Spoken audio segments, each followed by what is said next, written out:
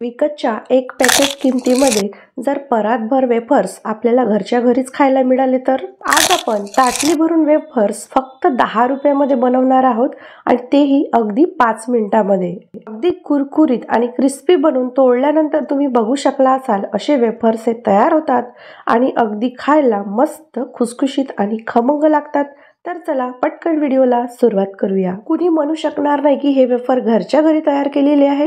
अगदी न सुकवता न शिजवता 5 मिनिटांमध्ये हे वेफर्स तयार होतात. वेफर्स बनवण्यासाठी साधारणतः अर्धा किलो म्हणजे 10 रुपयाचे मी इथं फक्त बटाटे घेतलेले आहेत. आता बघाल तर बाजारामध्ये नवीन बटाटे येतात. हे माझ्या हातामध्ये तुम्ही बघू शकता. थोडेसे गुलाबीसर असतात. याला येल्लार पोटॅटो असं म्हणतात. रोजच्या भाज्या बनवण्यासाठी आपण जो बटाटा वापरतो त्याचा रंग थोडासा हलकासा येल्लोइश असतो आणि दोन्ही बटाट्यामधला फरक तुम्ही इथे बघू शकाल. या दोन्ही बटाट्यामध्ये फक्त रंगाचा फरक आहे, किमतीमध्ये कुठलाही फरक नाही. हा जो येल्लार पोटॅटो असतो याची साल थोडीशी गुलाबीसर असते, नाहीतर आतून जर तुम्ही बघाल तर नॉर्मली आपण जो बटाटा वापरतो तसाच हा आतून दिसतो.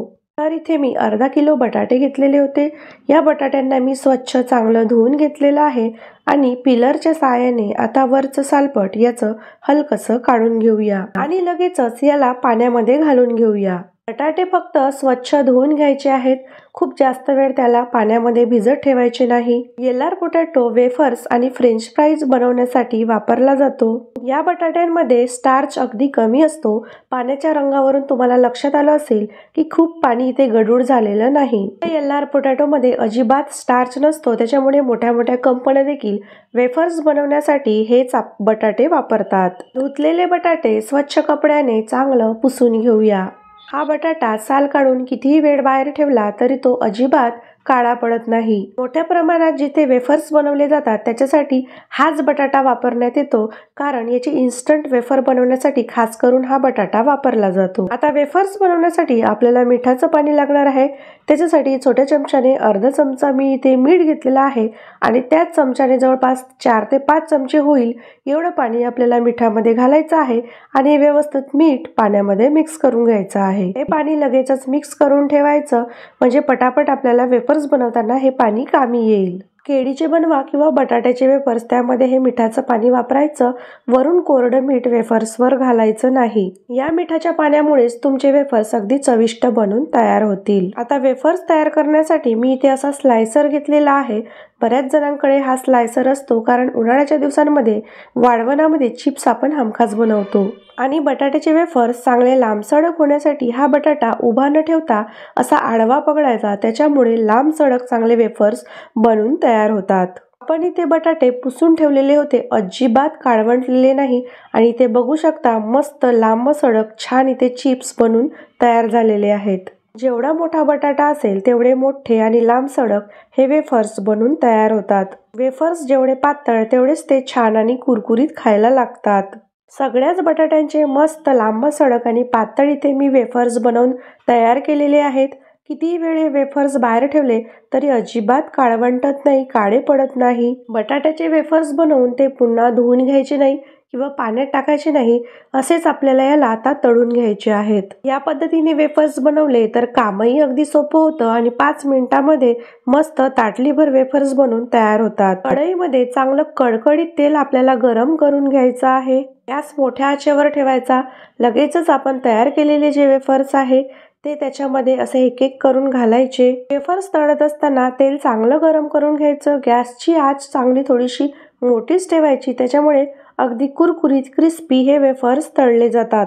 कमी आचेवर जर तुम्ही हे वेफर्स तळायला जाल तर ते आतपर्यंत कुरकुरीत होणार नाही आणि मऊ पडतील.